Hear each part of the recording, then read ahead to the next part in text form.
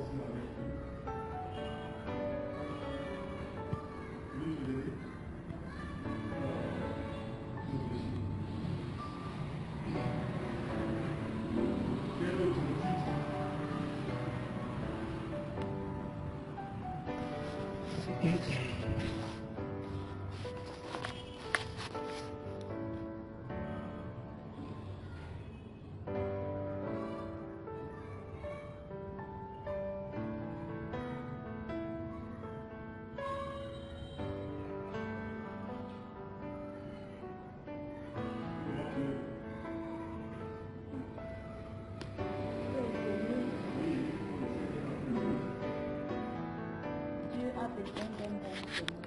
Ah, Dieu a besoin d'un bon semeur, c'est ça. Parce qu'il y a des mauvais semeurs, c'est ça aussi. Il y a tout qui fait bon, semeur. Alors, je pense qu'il y a aussi des mauvais semeurs. Ceux-là qui sèment avec négligence ou bien distraction, nous voyons comment les semences sont tombées ici, le long du chemin, d'autres sur le roc, d'autres dans les épines. Non, c'est parce qu'on peut s'aimer le long du chemin. Si tu penses qu'il faut plutôt que le bon s'aime sur la conquête, c'est ça.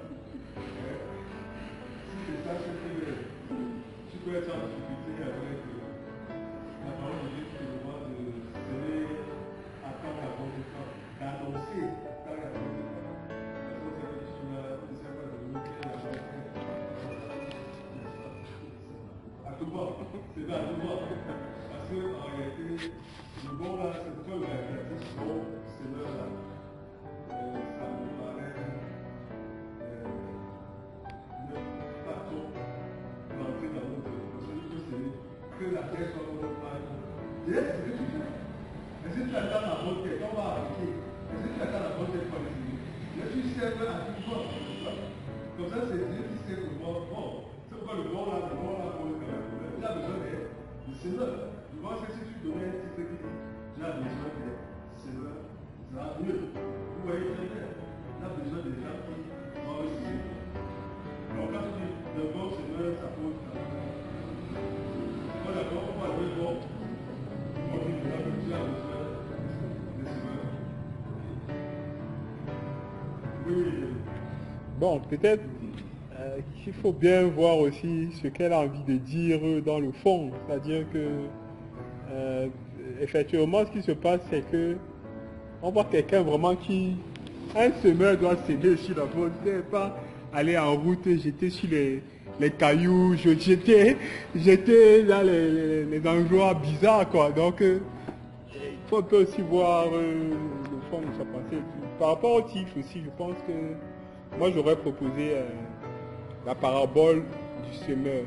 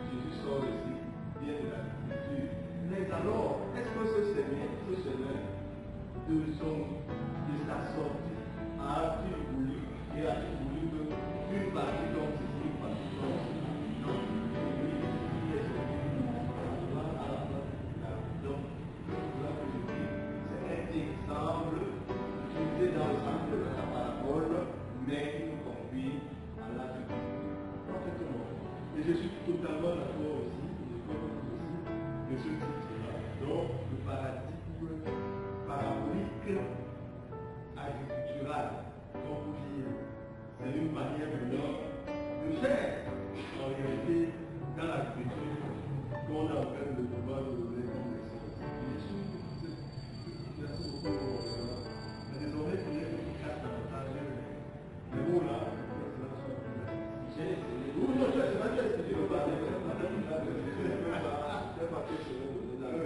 très bien. Et nos ingénieurs comprennent mieux ce que tu dis parce que c'est dans le domaine aussi. Voilà. Je voudrais passer la parole. Oui, avant de passer la parole, je voudrais revenir sur la remarque que le pasteur a fait tout à l'heure lorsqu'il a dit que en réalité, il fallait comprendre. C'est que pendant qu'on met la mienne, il s'est justifié. Et voilà, le semeur est sorti. Il y avait tout le long de la route. Il y avait donc la dit que quand on dit qu'il sera bon s'il sème sur la bonne terre. On a compris ça dans ce sens. Vous demandez l'image. On a compris. Maintenant, nous disons que tout le monde peut être ce semeur-là. C'est pourquoi le titre qui se trouve dans le débat, c'est-à-dire que une sorte de paradigme parabolique, c'est-à-dire par rapport qui concerne la culture, tout simplement. Donc c'est ça. Autant maintenant, je vais essayer de donner un titre. La disposition d'un cœur qui reçoit la parole de Dieu. voilà, d'un cœur qui reçoit la parole de Dieu. Là, ça dit que tu sors complètement de l'agriculture. C'est semence. C'est-à-dire que quand tu as déjà, en réalité, fini le test. Parce qu'en fait, quand on t'a écouté dans le pratique, on voit que tu as expliqué, on est encore en train de voir une semeur. La leçon. Avant maintenant de voir qu'est-ce que cela veut dire. D'ailleurs, c'est tout le temps. Mais toi, tu vas devoir la conclusion. Ok. Tu vas devoir utiliser tout le conclure après cela. Alors, c'est quand même ça que tu as dit. Je vois que c'est pour ça que les gars vont corriger. Ils peuvent proposer des choses. Tu as tout pour toi, Pélo. Qu'est-ce que tu as vu?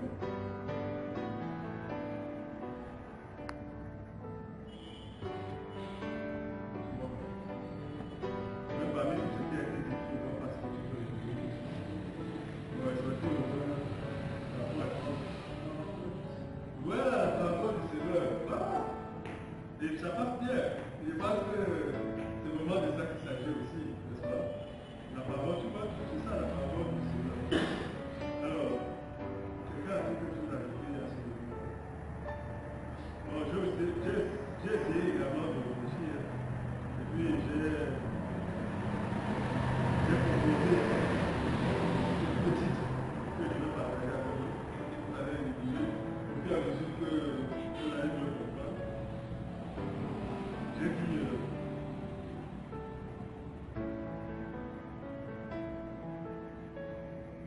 la parole de la semence. L'histoire du semeur. Vous l'avez dit, l'histoire du semeur. La parole de la semence. C'est pas l'histoire du semeur peut aussi être la géographie du semeur. La géographie du semeur, en fait. Parce que non, il faut que c'est l'histoire du semeur. Pour sa réussite, dans la géographie, pareil pour le mal. Il ne peut pas se partout. Il faut préparer la géographie. Cette histoire, l'histoire du semeur. Ok, c'est bon.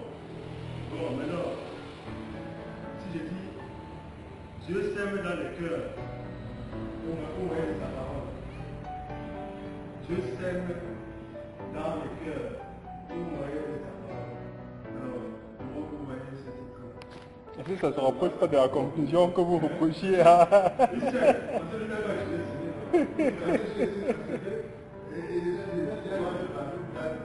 Vous allez à conclusif. c'est un titre conclusif.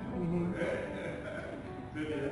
Moi, avec cette image, bon, là, avec ce que je l'ai dit, ok, très bien. Donc, on peut évaluer, là, déjà, si on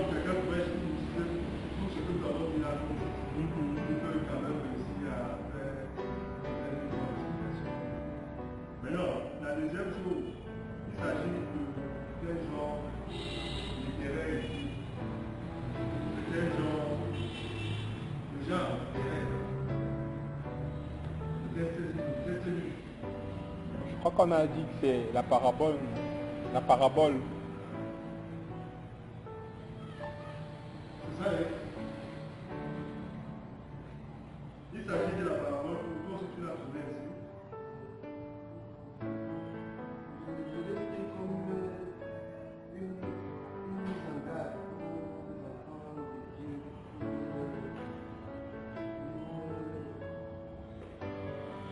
Il a suivi la mission la pleine du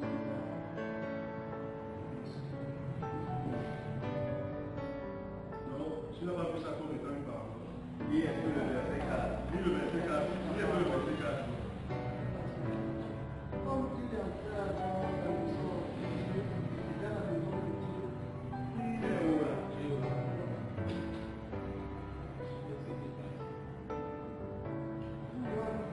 S'étant assemblés et les gens étant venus de divers pays et lui dit cette parabole. Maintenant, je suis convaincu qu'il s'agit de parabole. Parce qu'en fait, lorsqu'on pose souvent la question de savoir quel genre de élève, ça peut être un récit ou une narration historique, ça peut être une prophétie, ça peut être une loi, là on peut appeler les instructions, ça peut être la poésie, ça peut même être la parabole, n'est-ce pas? Comme c'est le cas maintenant. Donc ça peut aussi être apocalyptique. Donc c'est-à-dire que quelque chose qui nous montre les difficultés à venir. Hein? Oui, en tout cas, qui nous montre les conséquences, la difficulté qu'on peut connaître si effectivement on ne se comporte pas comme apocalyptique. C'est-à-dire qu'en réalité, la fin, le temps, c'est comme ça l'eschatologie, c'est ce qu'on appelle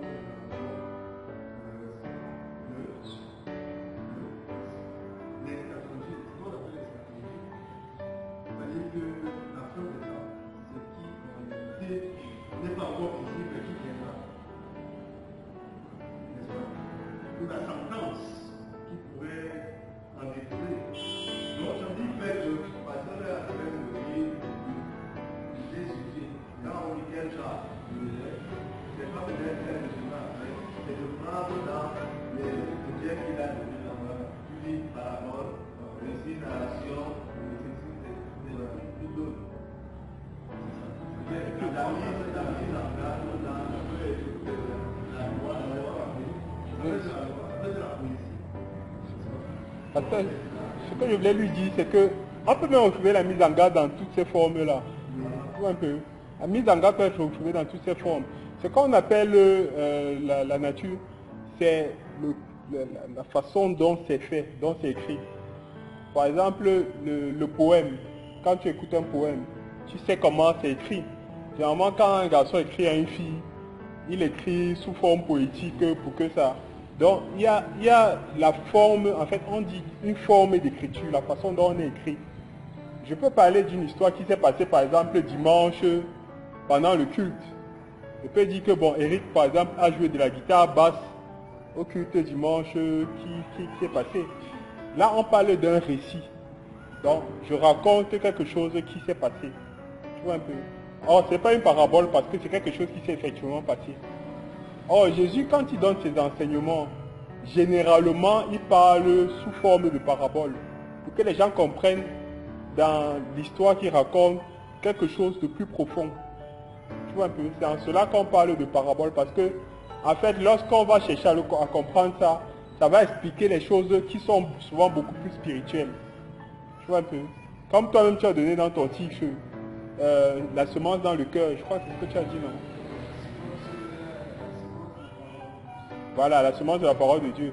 Or, tu vas voir que cette semence-là, tu parles, il y a des choses spirituelles. C'est-à-dire que physiquement, on ne voit pas Dieu venir pour mettre dans ton cœur. Physiquement, on ne voit pas ça. Mais on voit ça, on sait que spirituellement, c'est ce qui se passe. Or, tu as donc bien compris le contexte qui est dans le contexte spirituel et qui généralement découle de la parabole. Donc, c'est la façon dont on a pris. La parabole, c'est comme un miroir. C'est-à-dire que tu regardes dans un miroir la réalité que tu peux faire passer. C'est-à-dire que tu sais,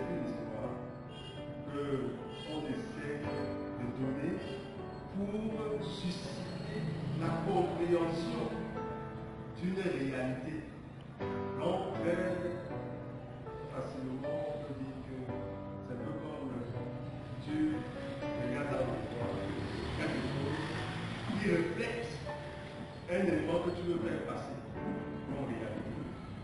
Donc c'est pour ça. Nous, quand on vient dans le cas, tu peux te demander c'est quoi le parabole. Comme ils ont dit, on illustre quelque chose, donc on fait que les gens regardent à la bouche de nous. Mais pourquoi il parlait en parabole? C'est parce que dans son temps, il y avait cette méthode d'enseigner les gens. On ne venait pas dire Jésus que Dieu, on devait dire quelque chose pour que toi, en faisant cette chose, tu dois dire.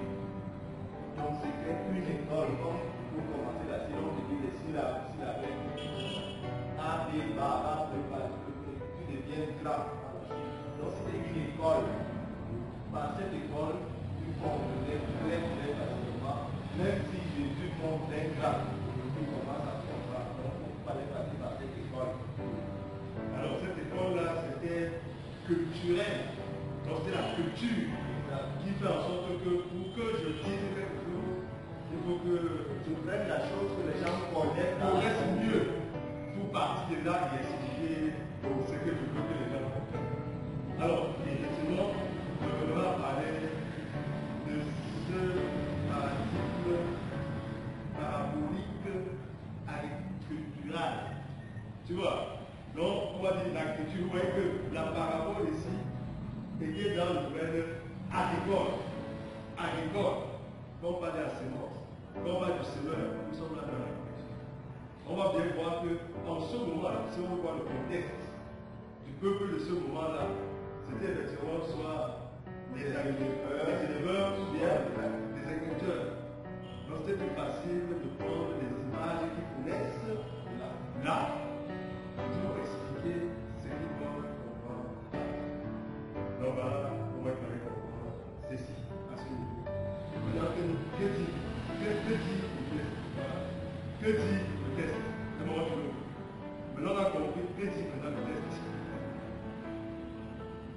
Que dit le test?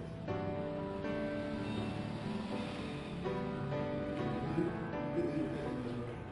Parce que voilà, il y a qu'est-ce qui dit le test? Quand tu as posé la question, tu as dit que c'est la parabole du Seigneur. C'est ça. Voilà. Qu'est-ce que ça veut dire cette parabole du Seigneur? Voilà. C'est notre contexte.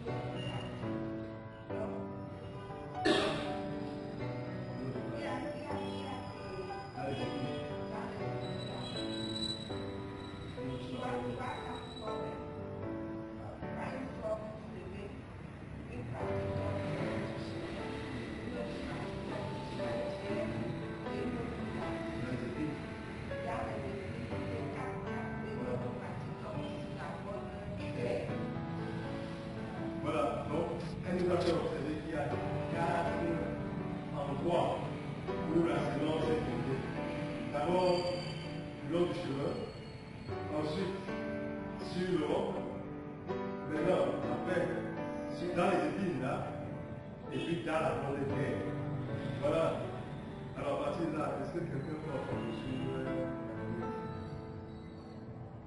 on dit il se met parce que le verset 5 nous dit comme il se met, n'est-ce pas? Comme il se met. Donc ça ne tombait pas tout simplement derrière la semence. C'est-à-dire que c'est lui comme il se met. À tout moment, comme on dit. C'est-à-dire qu'il se met. Donc il se met. Donc on dit que ce n'est pas que la partie de récolte là est tombée seule. Et vous voyez que donc c'est un tiers, un quart, donc un quart. Oui.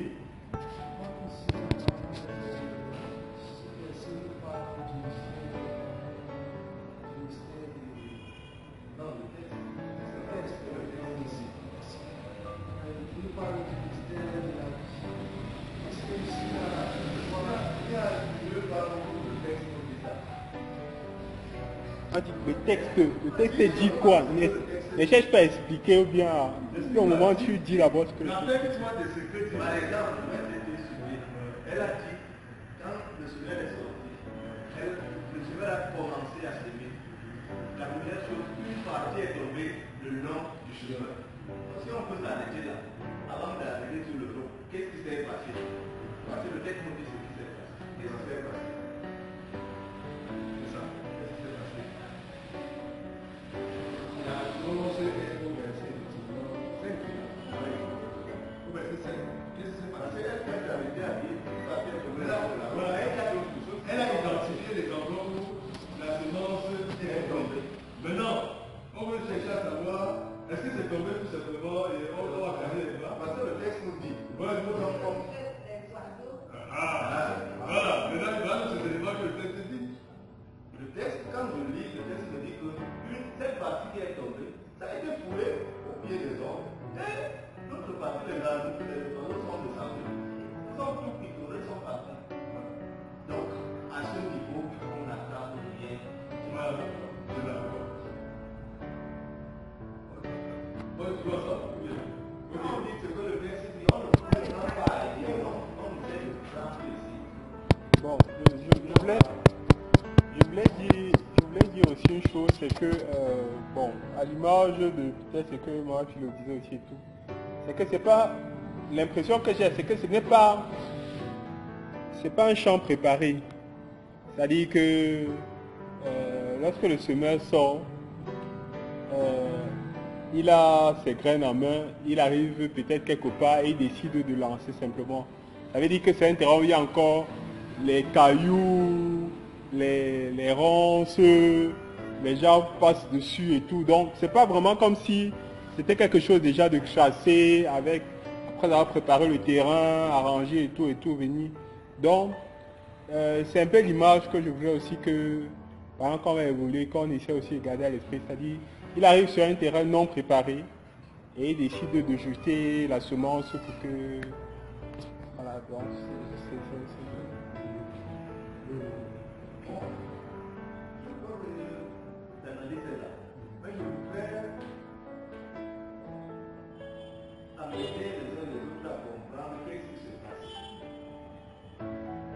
le donneur, le diseur de cette parabole nous montre la valeur de celui qui est sorti. Elle, donc il sait voici comment on est. Mais cependant, il y a des aléas. Mais qui, c'est sa propre conviction, c'est sa conviction. Et ça veut dire, quel seigneur, oui, parce qu'il attend quoi? Mais alors, ça va se passer certaines choses pendant qu'il cherche sa réponse. L'une des choses, une partie de sa semence est tombée.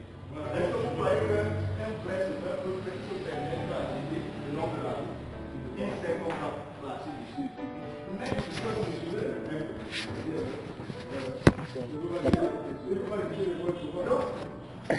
avec un exemple, je dirais ici aussi, je crois qu'on va critiquer.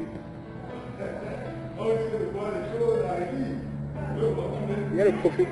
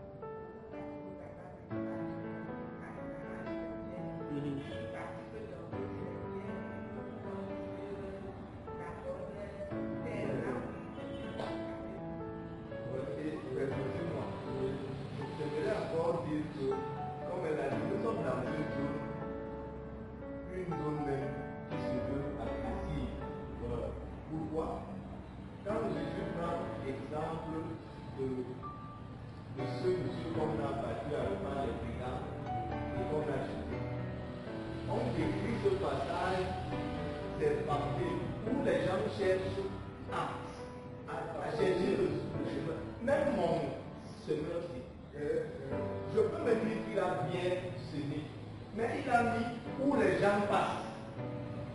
Parce que les gens cherchent là-bas, pour moi il y avait des actions par là. Et quand on pouvait partir, on peut passer pour arriver à Jérusalem, on disait que ça passait de l'oreille à l'oreille pour que les gens apprennent par là. Ils ne soient pas agressés.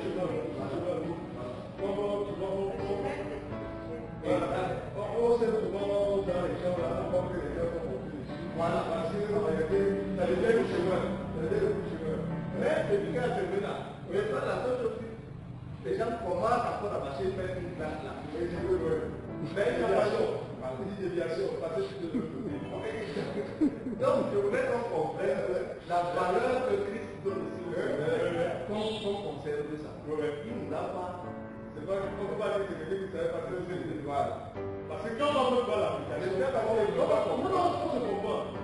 Quand on va prendre l'application, on va comprendre que on a été dans l'expression de Dieu. Parce que, oui. Moi j'avais plutôt une question. Oui. La question c'est au verset 4. On nous dit que, la Bible nous dit que une grande foule s'étant assemblée, les gens étant venus de diverses villes auprès de lui. Et c'est là où Jésus commence donc à dire sa parabole. Mais à la fin là, donc pas vers la fin, bon, au verset 9, on dit que ce sont seulement ses disciples qui lui demandèrent ce que signifiait la parabole. Bon, pourquoi étant une multitude comme ça, mais ce sont ses disciples. Qu'est-ce qui s'est passé pour que seulement les disciples essayent de creuser la parabole, étant qu'il y avait une grande foule qui était venue dans toutes les villes et autres? Qu'est-ce qui s'est passé? Est-ce qu'ils étaient les porte-parole de la foule, ces disciples, ou bien je n'arrive pas à comprendre? Tout à fait. Voilà la question. Là, oui, je vais commencer. Oui. C'est une très bonne question. D'abord, il faut comprendre que le titre que porte Jésus ici est maître. À l'époque, c'était les maîtres qui avaient les disciples. Les disciples étaient les étudiants, les élèves qui voulaient apprendre de ce que faisait leur maître. Donc, un bon élève, chez nous en passant, dit que donc, quand tu veux connaître, tu es à chaque fois en train de poser des questions. C'est un bon élève. Quand tu as une salle de classe, tu vois un élève qui lève chaque jour, tu vois, le test de capacité de l'élève connaître. La parabole concerne la foule, oui, concerne plus les disciples, oui. Et les disciples doivent demander à leur maître, parce que le recrutement qu'il a fait, c'est pour que ceux-là, après, qu'ils deviennent aussi des maîtres un jour. Et donc, ils ont donc intérêt à demander à leur maître. Qu'ils soient bénéficiaires à la foule de Jésus, pour nous, ce n'est pas là la question. Pour nous, qui sont des élèves, et les élèves qui n'ont pas compris une leçon donnée, doivent poser la question afin que le maître qui sait ce qu'il dit leur apporte des explications. Ça c'est bien. Et l'autre chose aussi, c'est que Jésus voulait pas qu'il a appelé ses disciples. Donc, lorsqu'il les appelle, du milieu de la foule, il va sortir de là. Et dès lorsqu'il les sort de là, il se sent même privilégié de savoir que rien ne va être échappé dans la manière de Jésus de faire les choses. La preuve, lorsqu'on va voir l'application ou l'actualisation de ce texte que nous lisons, nous comprenons que, en réalité, tous ceux qui vont se retrouver comme ce Seigneur-là devraient logiquement poser toutes les questions au Seigneur de la manière dont ils vont réussir à s'aimer. Et c'est important de le dire. Or, ce n'est pas toute la foule qui reçoit en réalité l'appel où il envoie des disciples aller. Or, il fallait bien que ce soit les gens qui aient été bien formés. Je pense que c'est là que tu as parlé du professionnalisme. Voilà, nous, c'est pas un professionnalisme. C'est de ça qu'il s'agit. Et puis, je pense que c'était important de dire ça. Tout le monde est là.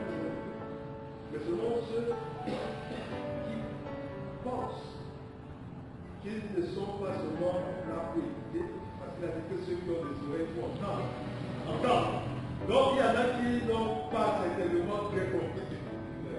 Et c'est pourquoi, pour bien comprendre, les disciples étaient là pour lui dire, alors éclaire encore de la peine par rapport à ce que tu viens de dire. Et Jésus va commencer à casser cela de manière assez systématique. Donc, nous étions en train de voir, bon, peut-être qu'on va aller très vite cette fois-ci, où on a parlé, on a identifié quatre endroits dans le texte. Et chaque endroit a effectivement un résultat. Voilà, c'est sa spécificité. Chaque endroit a sa spécificité. Le premier endroit, on a dit, c'était le long du chemin. Et puis à cause de cela, ça ne peut pas résister. Deuxième endroit, on dit le vent. Est-ce que sur la pierre, ça peut vraiment pousser? On comprend donc que comme il n'y a pas de racines, ça ne va pas pousser. Comme il n'y a pas de terre, ça ne peut pas s'avancer. Voilà, pour ne parler, ça ne peut pas s'avancer. Et maintenant, le troisième endroit, on dit que c'était des épis. Donc, il y a effectivement la terre. Là, c'est à la chimie, malheureusement, les épis sont étouffés, c'est ça? Voilà, et ça ne pouvait pas, ça va pousser, mais ça va pousser les bichons. Vous voyez demain, c'est-à-dire que vous voyez faire du chétif là. Parce que les places étaient partagées entre les épis et la semence. Donc, ça ne pouvait pas donner du chétif là. Moi, je pense que vous voyez le maïs. Voilà, bon, voilà, il y avait tout ça. Maintenant, il y a une autre terre, la quatrième, la haute terre, où on voit que les épis sont bien reconnus. Il y a beaucoup centuple, nous dit Luc. Voilà. Maintenant, donc, ayant dit ça, Jésus s'est parti là, que dit tête, parce qu'en fait, si on a dit ça comme ça, que dit tête, parce qu'en fait, quand on est parti, Jésus-Christ. Maintenant, là, c'est là où nous allons encore comprendre ce que dit une tête. La deuxième partie, qu'est-ce que dit une tête alors? L'explication sur le tête. Que dit une tête par rapport à ce personnage qui est décrit à utiliser comme parole?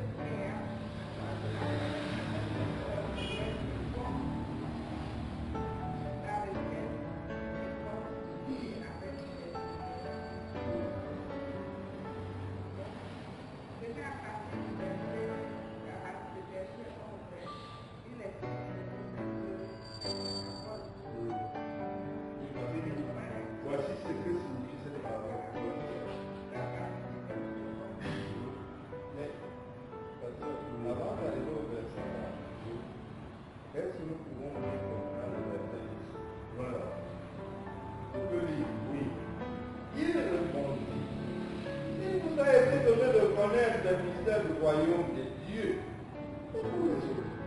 Cela leur est dit en parabole. Qu'en voyant, ils ne voient point, et qu'en entendant, ils ne comprennent point. C'est comme ça. Voilà un verset qui perturbe notre bien. Un verset qui perturbe.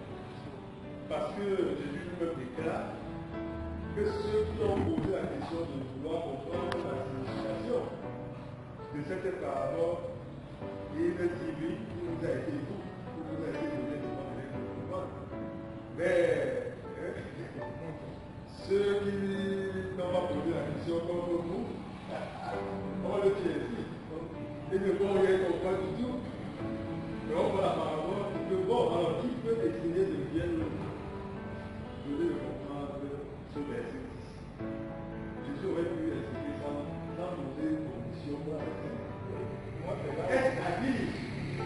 y a ce qu'on appelle la prédestination pour les personnes. C'est-à-dire, en fait, on peut penser, on peut donner raison aux gens comme des gens comme eux. On peut citer rien. On peut citer rien. On peut dire que il y en a qui sont déjà sauvés même s'ils ne sont pas actifs.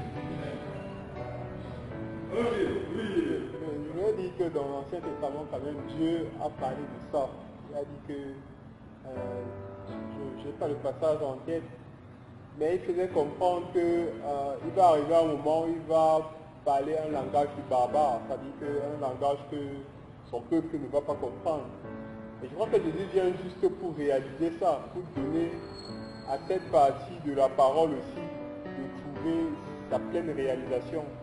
C'est-à-dire qu'il fallait que Dieu s'exprime peut-être avec nous on va voir que c'est un langage normal, un langage humain, parabole et tout. Mais Dieu faisait comprendre qu'il va utiliser un langage que son peuple ne va pas comprendre pour s'adresser aussi à eux, sachant pertinemment qu'ils ne vont pas comprendre à cause de leur état de cœur.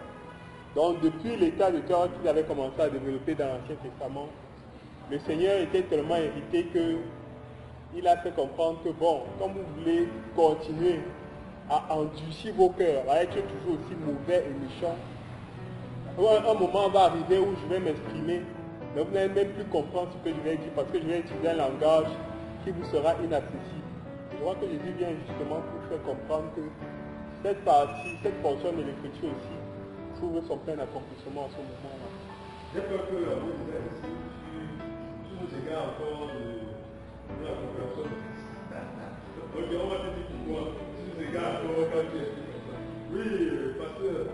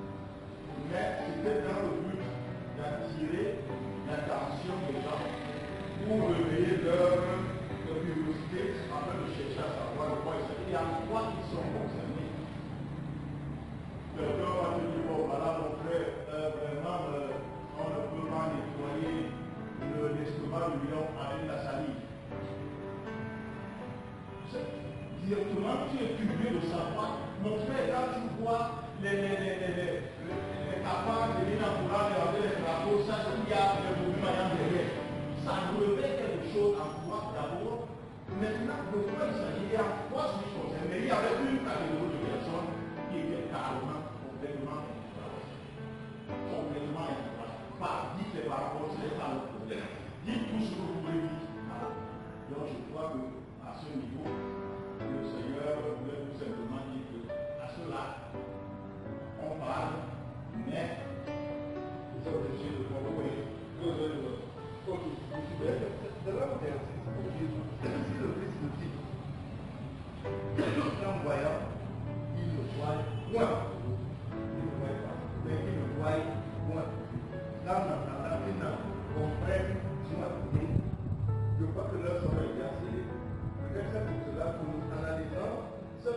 occupent gracieusement le ministère de Dieu, ils sont déjà prévenus. Par contre, il y en a certains qui sont déjà venus à la réflexion. À la damnation.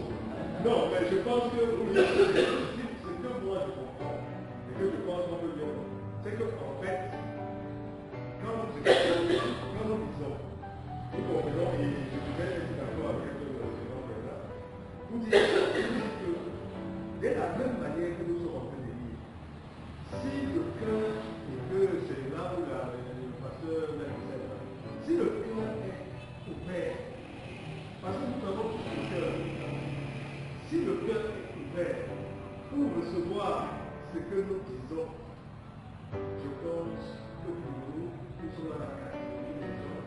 Donc il dit que il nous a été donné de comprendre les choses. C'est pour ça que je comprends.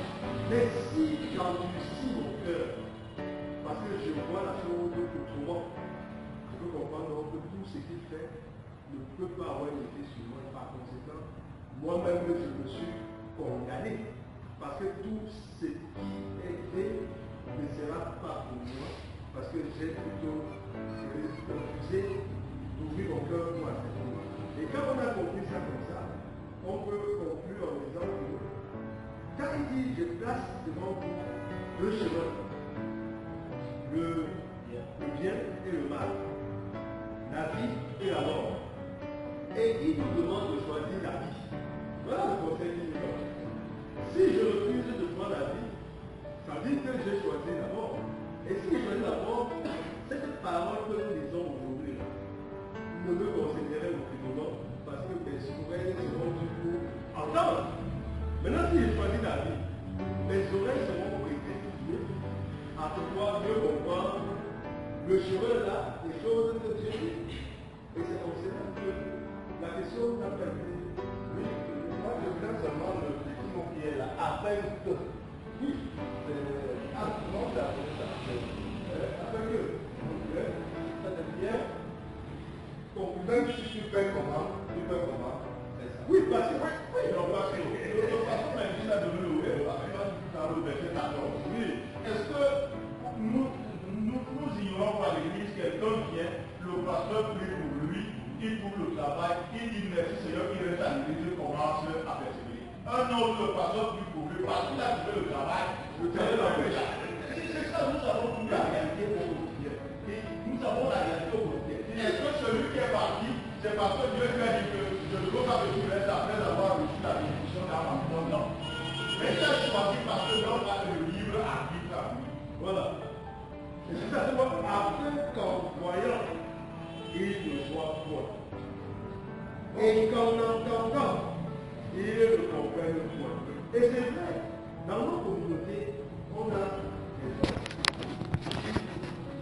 Quand tu te passes là pour prêcher, le fait que tu commences, il donne le temps, mais il te voit encore, c'est ça.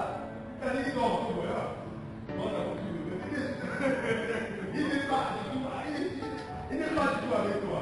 Et quand tout le monde dit Amen, il me dit Amen, et tu lui demandes, qu'est-ce que tu as compris? Et il a dit, j'ai une autre préoccupation. Oui.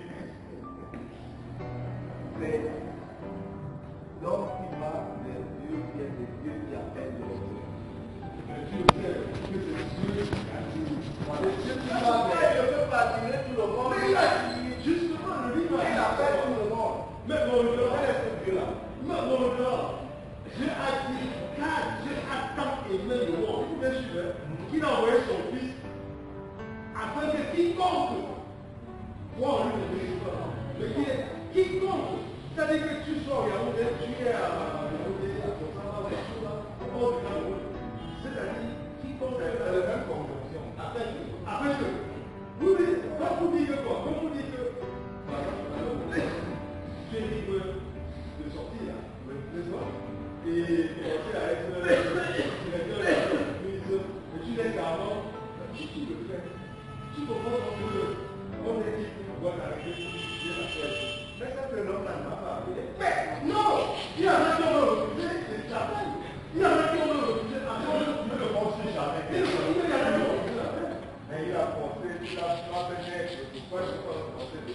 Non, justement, il ne force pas. Parce que le libre arbitre. C'est-à-dire qu'il ne fait il ne pas comme si je fais un robot. Je voudrais... Je ne veux pas dire un robot où il dit à droite, à gauche. Non, il te laisse dans tes... Je voudrais que ce que le révérend de dire, ça me fait rire beaucoup. Vous voyez, quand nous lisons dans l'évangile de Jean, verset 12, la Bible dit qu'il a donné le pouvoir, c'est-à-dire que nous avons le pouvoir de devenir enfants de Dieu. Voilà. Donc il nous a donné le pouvoir. C'est à toi donc maintenant de dire que, bon, vous et moi, ça ne me concerne pas. Il nous a donné, c'est-à-dire qu'il ne force personne. Il ne force personne. Il nous a donné ce pouvoir. Je crois que le pasteur maintenant finit par tomber dans son propre piège par rapport à ce que je disais tout à l'heure concernant le chant. J'étais en train de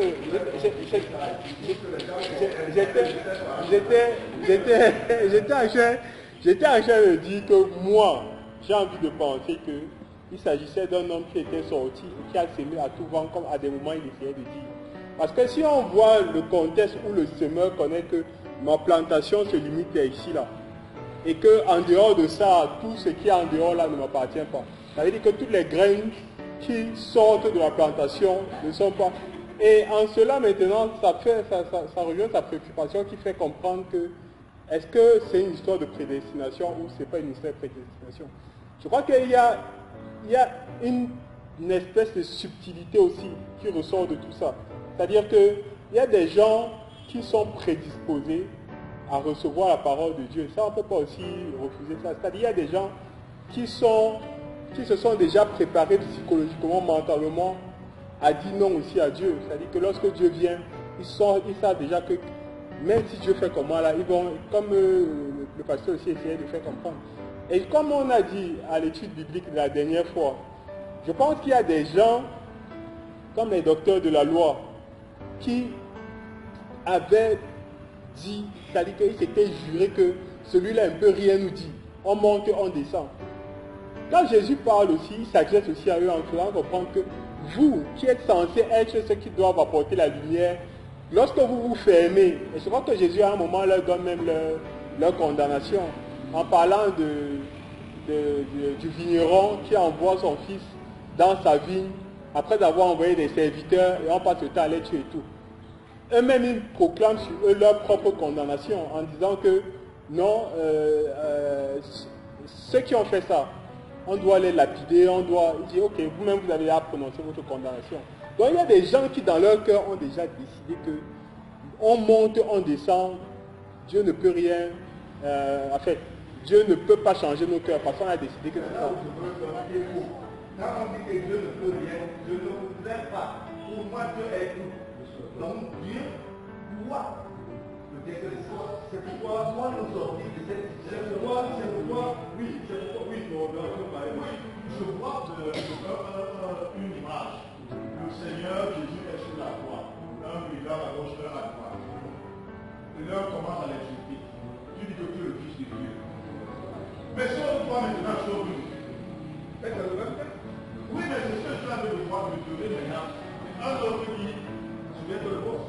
Mais pourquoi tu dis ça? Nous sommes des malfaiteurs, nous mourrons à cause de ce que nous avons fait. Est-ce que Dieu a dit à un regard, insulte mon fils parce que toi tu es pour le faire? Mais toute la bonne Dieu ne parle de Jésus qui est fou. Mais c'est tout ce qu'on appelle Dieu, donc est libre. Dieu ne pouvait pas non plus, on n'allait plus le considérer comme le bon Dieu.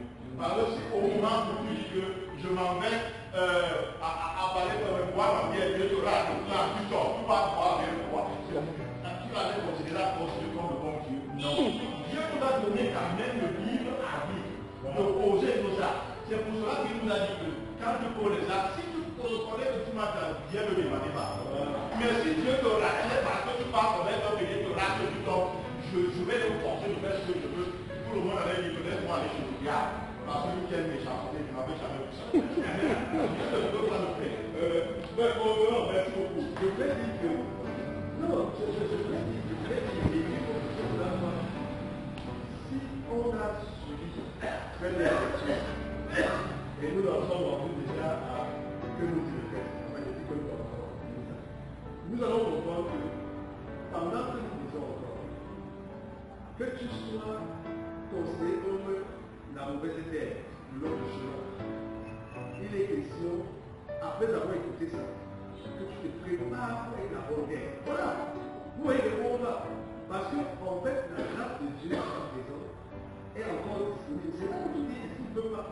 Donc, jusqu'à ce que Jésus revienne. Voilà, tant que tu n'as pas, si tu avais été sur les épines, tu as reçu la parole de Dieu, la semence, c'est la parole. Tu peux avoir reçu la parole de Dieu dans des conditions telles que tu as une situation là qui te passe. Et parce que tu cherches la solution alors à côté de moi, tu reconnais que Dieu existe et tu commences donc à accepter ça comme ici, sans être profondément convaincu. Si tu avais été ce style-là, la parole, selon le livre de l'homme, est devenue la première. Or, la terre c'était quoi? Comme on a vu, c'est le cœur. C'est-à-dire que si vous regardez cela sur le plan, justement, de que nous dit le texte, c'est le cœur de l'homme. Il y a un cœur dur. Il y a un cœur qui s'occupe des choses, du monde. Et en ce moment-là, quand tu fais ici même parfois les dimanches, ils pensent déjà qu'est-ce qu'ils vont manger dès qu'ils sont ici. Et en ce moment-là, quand tu commences à voir, ouais, tu vas avoir la joie. Il y a des gens qui, pendant que nous sommes là, par contre, disent, parce qu'en réalité, la préoccupation est là. Donc, c'est pour les coups d'abord,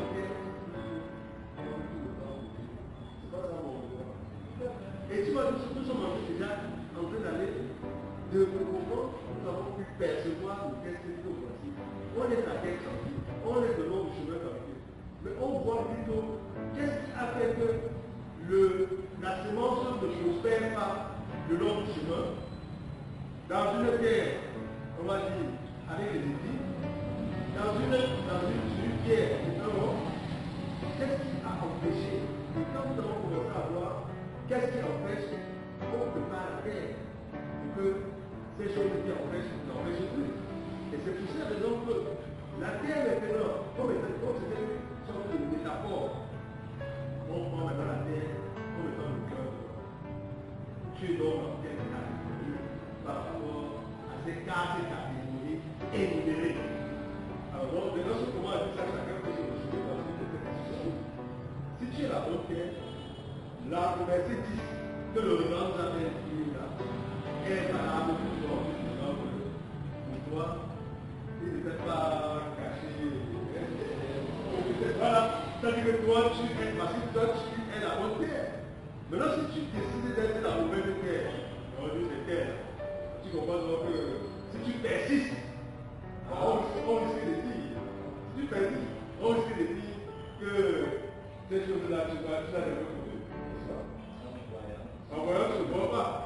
Si tu persistes, voilà pourquoi il faut décortiquer. Il y a une question que je voulais poser.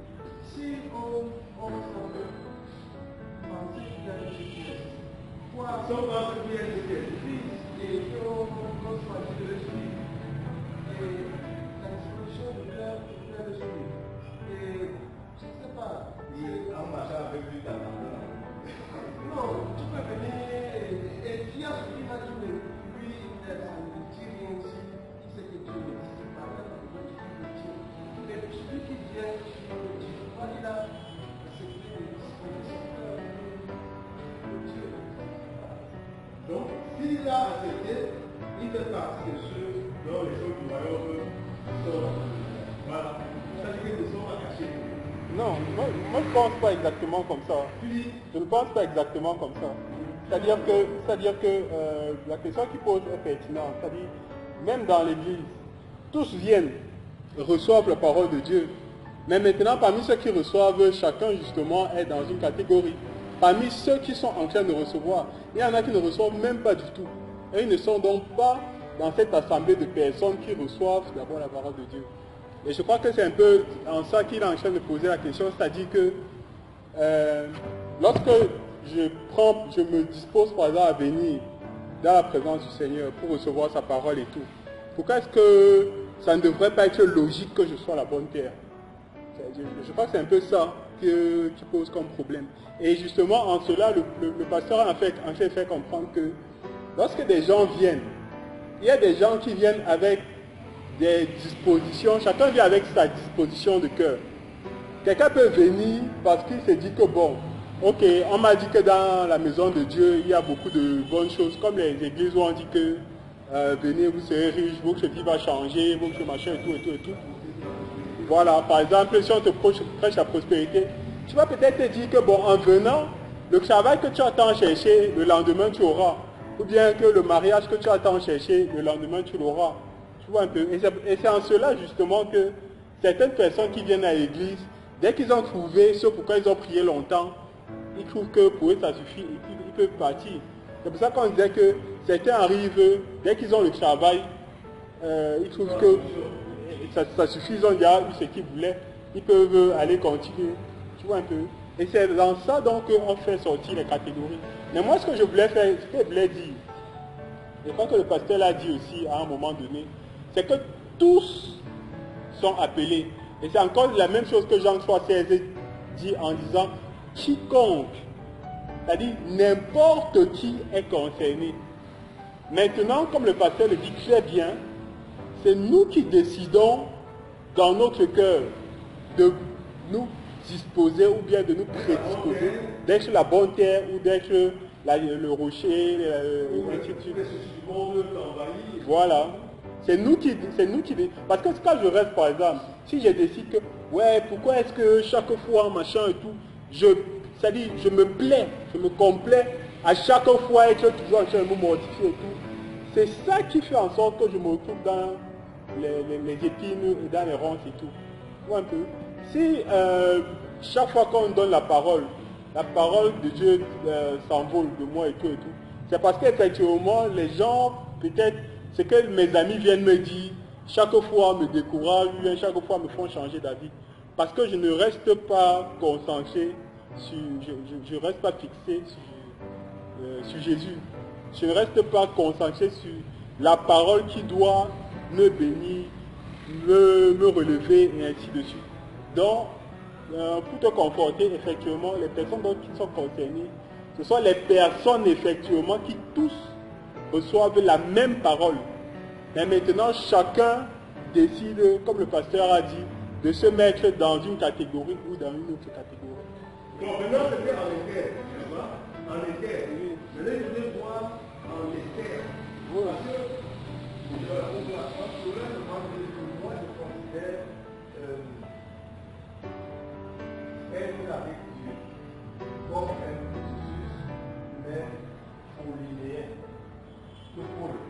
Pour que nous croyons qu'il est arrivé, il est encore, donc c'est un processus. Pour moi, quand être chrétien, tu restes là, je crains que tu perdes par la suite cette position. Parce que tu ne dois pas rester là, tu dois aller d'un pas.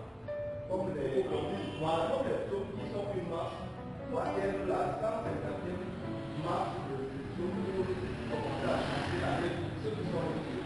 Donc, si le chrétien, parce que voilà, nous venons aussi à l'église, nous toujours faisons ceci. Moi, comme nous dans la marche, dans la relation, essayer de développer ce relation processus jusqu'à atteindre et tout la même part. Quand le Seigneur va revenir. Oui. Quand le Seigneur revient, c'est là où tu atteins ça. Tu grattes ici en haut de l'eau, là, tu peux perdre cette position ici. C'est donc pour cela que, voyant que tu es quelque chose de bien, maintenant je prends cette semence pour toi. Voyant que tu es quelque semence qui est bien, tu vas me trouver que tu ne peux marcher par les travaux, tu ne peux marcher par les hommes. Et pourtant, tu te croyais une bonne semence choisie par les hommes. Pour conclure ce que je vais dire, en fait, nous ne pouvons pas critiquer le semeur. Nous ne pouvons pas critiquer la séquence parce que le Seigneur nous a fait à son image et à sa ressemblance. Et la grâce nous suffit pour nous finir dans leur verset Jean 3,16. pour montrer l'amour de Christ, mais le reste c'est à toi, c'est à moi, c'est chacun de nous ici. Voilà. Et puis, merci beaucoup. Je voulais juste le rebondir un peu pour je voulais dire tout simplement que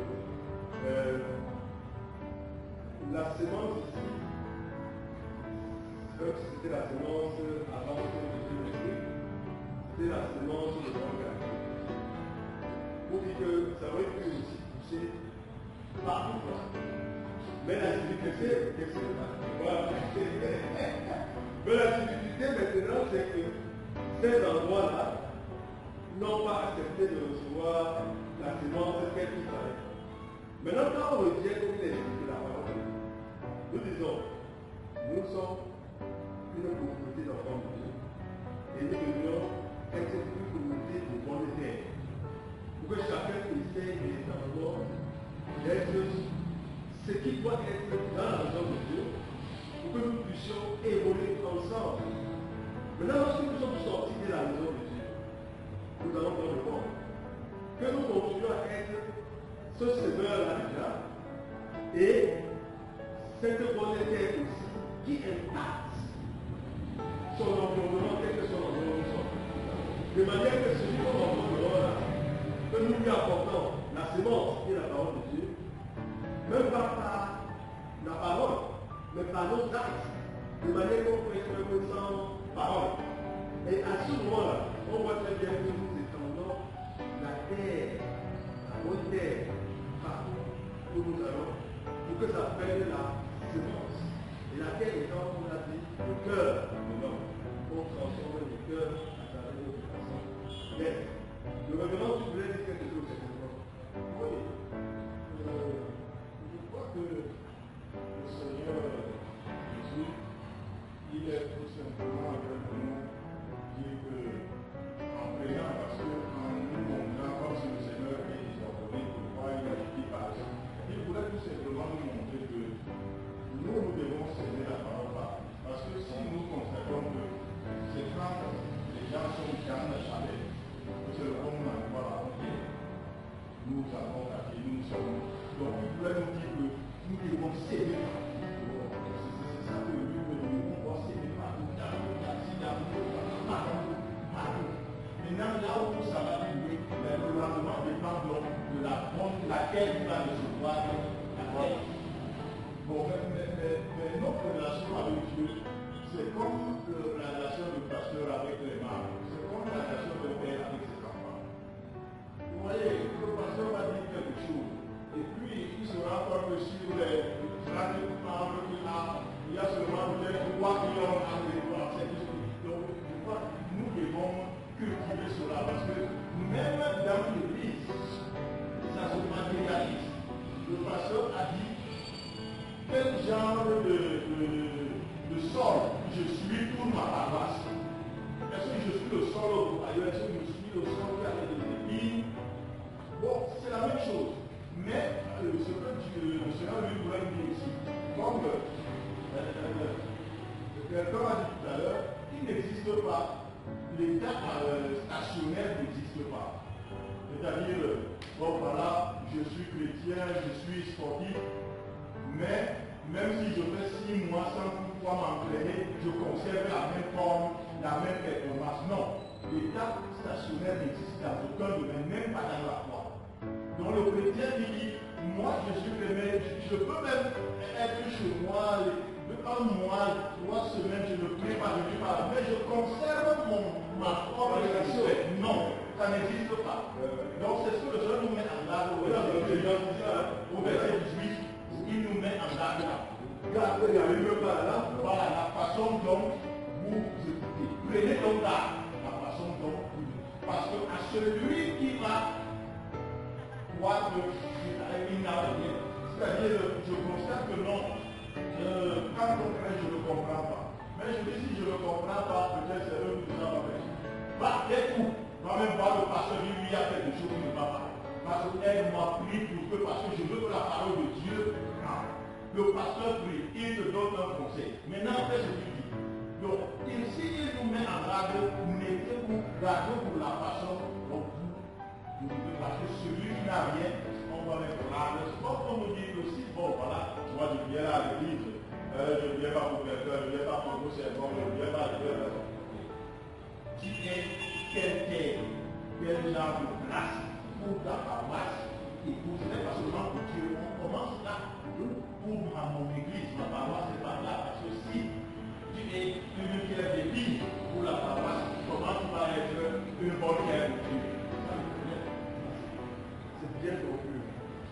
Bien aimé de Dieu, je pense que c'était tellement, je sais pas, le grand la conclusion là me sait très bien. Quelqu'un là avait encore un droit qui se fait. Non? Ça va de toute façon. On va voir si ça va. Parce qu'il faut qu'on dise d'être une terre à l'heure. Donc, c'est pour ça qu'on ne même pas le voir. Parce que nous sommes les bonnes terres. Ah, c'est bonne terre. Voilà. Bien aimé de Dieu, nous sommes arrivés au cœur de notre Dieu. On va faire tout à l'heure. On va donner la parole au revenant maintenant pour qu'il dise ce qu'il vient de dire. Merci bien. Dans ce passage, je crois que nous devons aussi, en tant que chrétiens, attirer notre attention sur un fait. Nous ne devons pas négliger quelqu'un que nous avons la vie de négliger le diable. Parce que voyez-vous, ce que le Seigneur dit, c'est un acte. Il écoute la parole de Dieu. Il sort. Qu'est-ce que le diable fait? Il fait la tête. Ne le négligeons pas parce que l'ennemi est très fort quand on entend. Et là où on découvre, il fait. Il perd le là où on a 40% de force. Les enfants de Dieu doivent être très vigilants, surtout les autres. Donc nous devons toujours avoir la parole, la prière et surtout l'église. Parce que l'église c'est comme quand nous nous retrouvons ici. Tu viens ici, tu ne sais pas qu'en sortant, il y a quelque chose, un petit feu qui a fait t'accompagner là. Ce n'est pas toi qui vois ça. Mais c'est l'ennemi qui doit nous mettre, il est entré là-dedans. C'est comme si tu entrais dans un endroit où on a pu utiliser le bon pardon. Quand tu sors, tu sors. Quand tu entres dans un bon endroit, dans un endroit mauvais, tu sors avec cette douleur. Quand Moïse descend de la montagne, les enfants de Dieu n'arrivaient pas à le fils.